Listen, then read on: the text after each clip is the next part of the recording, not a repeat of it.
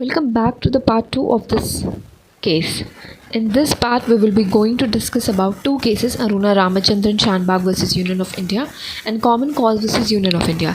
Let's first discuss about Aruna Ramachandran Shanbag versus Union of India. This case, a staff nurse of King Edward Memorial Hospital, Parel, Mumbai, was being raped by a sweeper of the same hospital. This petition was being filed by Ms. Pinky Virani of Mumbai, claiming to be the next friend of the victim with a prayer for direction to the respondent to stop feeding and let her die peacefully.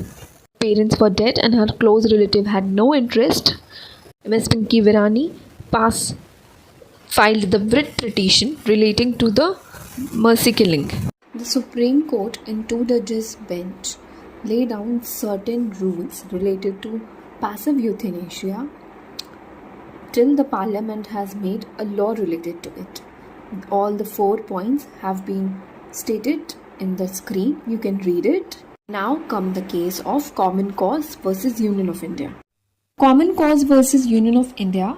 In this case, the petitioner filed a writ petition under Article 32 of the Constitution seeking the declaration of right to die with dignity as a fundamental right within the fold of right to live with dignity guaranteed under Article 21 of the Constitution, and to issue directions to the respondent to adopt a suitable procedure in consultation with the state governments which is necessary to ensure the persons of deteriorated health or terminally ill patient should be able to execute a document titled My Living Will.